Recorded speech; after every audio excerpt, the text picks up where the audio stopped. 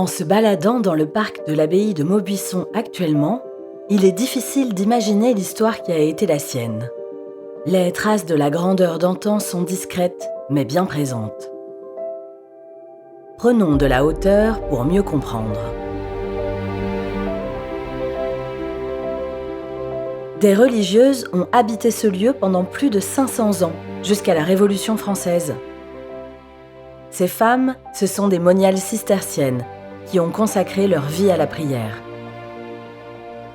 Voulue par la reine Blanche de Castille en 1234, fermée sur ordre de Louis XVI en 1786, l'abbaye voit ensuite ses bâtiments vendus comme biens nationaux, démolis, réutilisés à des fins diverses au cours des 19e et 20e siècles.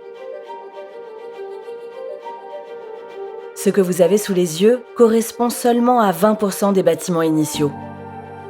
Mais laissons travailler encore un peu votre imagination en nous concentrant sur l'élément le plus ingénieux du site, la présence de l'eau. L'eau est partout à Maubuisson. Et je ne parle pas de ces bassins d'agrément de l'époque moderne, mais de l'eau qui remplissait deux fonctions essentielles à la vie quotidienne des moniales dès le Moyen-Âge, l'hygiène et l'accès à l'eau potable. On n'imagine pas combien les ingénieurs de l'époque médiévale étaient compétents. À Maubuisson, le savoir-faire de ces spécialistes de l'hydraulique se traduit dès le choix de l'emplacement de l'abbaye au XIIIe siècle. En effet, le Rue de Liesse, une rivière à proximité, a permis la création d'étangs en amont du site.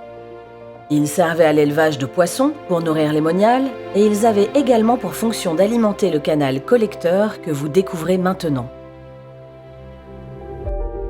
Ce canal est long de 250 mètres au sein de l'enclos actuel. Voyez comme il passe sous les bâtiments de l'abbaye. En rétrécissant sa largeur, on augmentait la puissance du courant pour alimenter le moulin, mais surtout pour se débarrasser des déchets, en passant sous les cuisines, mais aussi sous les latrines, l'autre nom pour les toilettes. Ce canal servait aussi à la récupération des eaux de pluie.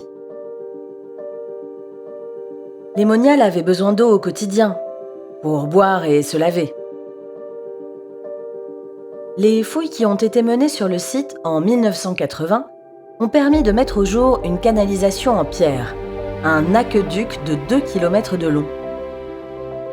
Il alimentait Maubuisson en eau potable depuis la source de la Vacherie, juste en amont. Au bout de cet aqueduc, un lavabo. Comme vous pouvez le voir, ce lavatorium, datant du Moyen-Âge, est plus proche d'une fontaine que d'un lavabo. Ce pavillon s'élevait contre la galerie du cloître, proche du réfectoire, avec ses larges baies gothiques. Il accueillait en son sein un bassin surélevé d'une vasque. Le lavabo était essentiel aux activités de la vie quotidienne. On y puisait l'eau pour les repas et pour laver le linge. Les moniales y faisaient également leurs ablutions avant d'entrer au réfectoire. Et voici à quoi ressemblait l'abbaye de Maubuisson au XVIIIe siècle, avec son église, la salle du chapitre, le parloir, la salle des religieuses, le dortoir au-dessus de ces salles, et en retour, le réfectoire. Ces bâtiments, classés au titre des monuments historiques en 1947, propriété du département du Val d'Oise depuis 1979, sont un centre d'art contemporain depuis l'an 2001.